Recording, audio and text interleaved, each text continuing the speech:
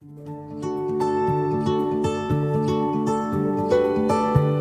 dari Bu Dewi Nuria. Jadi sakit kepala itu sedang tidur dan tiba-tiba terjaga tengah malam. Nah, pokoknya nyeri kepala yang khas pada tekanan. Intinya sebenarnya apapun penyebabnya, itu tumor kan salah satu. Tumor yang apapun penyebabnya, tekanan otaknya jadi tinggi, terutama yang pengaruhi daripada perjalanan cairan otak ya, menekan cairan otak itu akan menyebabkan ya nyeri kepala yang hebat. Kita ketahui bahwa banyak daripada tumor otak itu yang memang dia banyak kan kayak nutrisi, dan kita ketahui bahwa di situ banyak pembuluh darah. Nah, setiap daripada suatu masa yang pembuluh darahnya banyak, di mana pembuluh darah itu reseptor nyerinya kan banyak, sehingga nyeri kepala itu pasti akan hebat. Nah, yang Ibu Dewi yang tanyakan tadi, apakah seperti itu bisa terjadi? Bisa jadi, karena bisa jadi. Makanya sederhananya sebenarnya screening saja. Jadi ketika kita tahu ada nyeri kepala yang tidak khas, bukan karena dia klasik misalnya karena gejala migrain atau apa,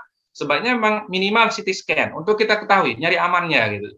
Nah, perkara setelah misalnya di intrakranal kita ketahui tidak ada apa-apa, baiknya itu memang CT scan dan kontras ya. Nah, kalau seperti itu ya alhamdulillah aman ya. Tapi begitu ada sesuatu, jangan sampai nanti ketemunya itu sudah mulai kejang, penurunan kesadaran dan sebagainya. Nah, itu sudah terlambat menurut saya ya. Seperti itu Bu Dewi.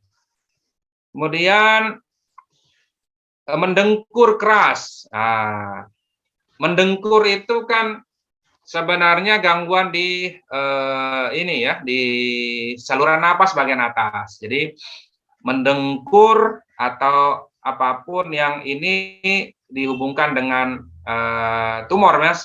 Tumor otak, kita ngomong tumor otak itu sebenarnya tidak ada hubungan langsungnya, karena mendengkur itu kan berhubungan dengan pola anatomi yang ada di ini ya. Umumnya kan misalnya dia gemuk, ya kan?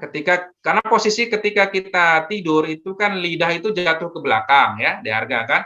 Jatuh ke belakang sehingga aliran napas yang dari hidung itu kan akan terganggu sehingga kita ngorok seperti itu. Nah, tidak ada hubungan langsung dengan tumor otak ya. Jadi dengkur itu dihubungkan, memang kadang-kadang ada namanya